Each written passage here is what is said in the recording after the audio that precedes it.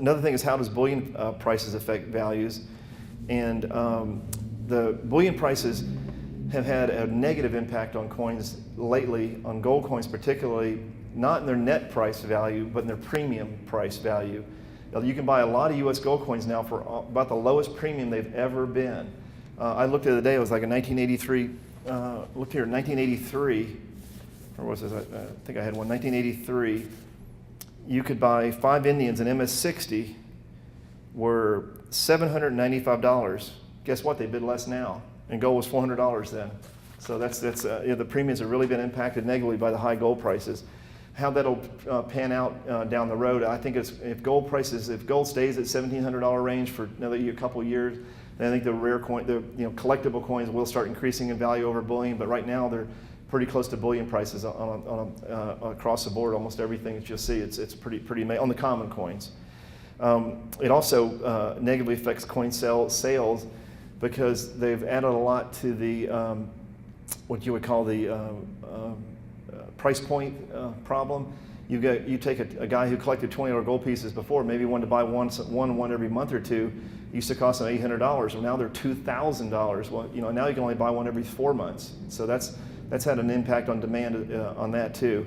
And of course, we know the economy has had an impact on people just buying coins individually. As less people have disposable income because of jobs and things. So we'll see how bullion. That's a really big question mark. Everyone's really wondering how bullion prices will affect values, pricing, and that going forward, because right now there's like an euphoria. Gold's at all-time high prices. Everybody sees me at cocktail parties. Oh, you deal in gold, you gotta be doing great. But it does have some negatives, and there are some positives. We'll have to see how that plays out in the long term.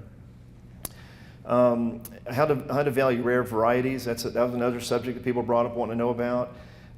There's a lot of price guides for varieties like Morgan dollars. There's the VAMs, top 100s. There's a book on those that give you values. I did a book with Whitman, the professional edition of the Red Book. We added hundreds of new varieties in it. So there's more information about that. Valuing varieties is kind of an interesting subject because there's a lot of, there are a lot of, let's say a Morgan dollar VAM variety. It's kind of neat because you find one, it's kind of cool, but what's it worth? And the people who collect them kind of get more of a kick out of discovering them than buying them from another dealer for a retail price.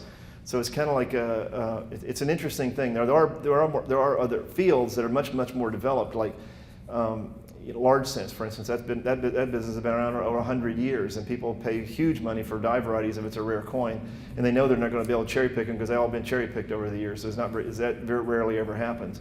So that market, it depends how mature they are. If you've got a field that people are just now getting into for varieties, it's going to be harder to sell a coin retail. But unless it's like bust half dollars, you can sell those for big money if you can find a rare variety. So they do bring good prices. Again, on some of those varieties, I rely a lot on auction records because there aren't really that many. The price guys only guess on a lot of those prices because there may be 10 known of a coin, and by the time the next book comes out, there's 30 known. So it can change a lot. So it's a moving target. Varieties is a moving target. That's what I'm trying to say. So you have to kind of take a lot of that with a grain of salt.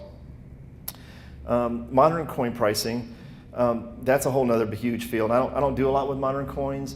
And a lot of people that it used to be. I thought it was kind of like going to be like a hula hoop thing. I thought it was kind of goofy, but it's gotten to be a huge market. A lot of people collect silver eagles. Thousands and thousands of people are into it, and they like MS-70s. They like the proof 70s, and that market has matured a lot. And I think my prediction is going forward in the next few years, you'll see a lot of really developed price guides for those going in the future.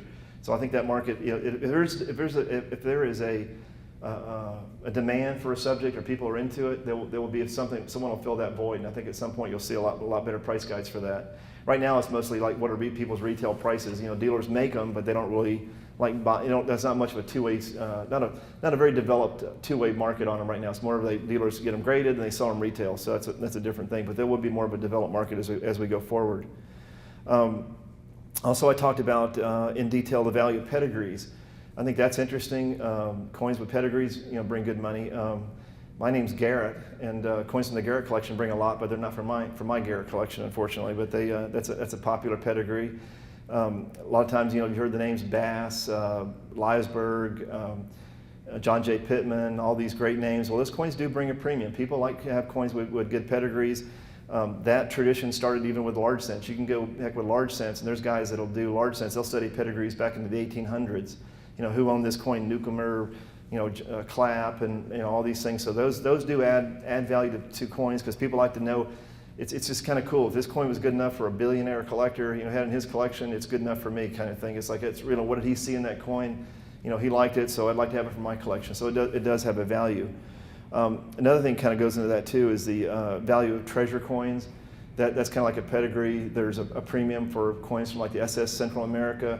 Pretty much anything that's a shipwreck. People love coins from shipwreck. They can be the ugliest, god ugly, corroded silver coin. They'll pay $500 for it just because it's from a shipwreck. So people do like that, and I like it too. I collect SS Central America stuff. I'm fascinated by it. I think it's a cool subject, and I collect them personally. So there is a validity in that collecting aspect.